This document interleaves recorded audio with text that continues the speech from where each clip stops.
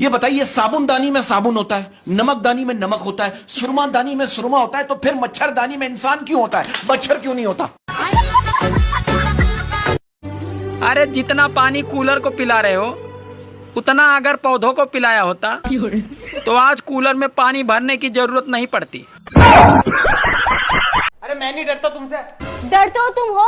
जब पहली बार मुझे देखने आए थे तो 4-5 लोगों को साथ लाए थे, अब मुझे लेने आए थे तो पूरे 200 लोगों को साथ लेकर आए थे। मुझे देखो अकेली आ गई। तुम इंसान हो, कभी अकेले आए हो तुम?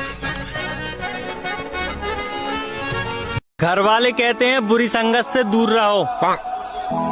अब उन्हें कौन समझाए कि मंत्रिमंडल के अध्यक्ष तो हम ही हैं। हाँ, आज मुझे पता चल गया कि मेरी वीडियो वायरल क्यों नहीं हो रही।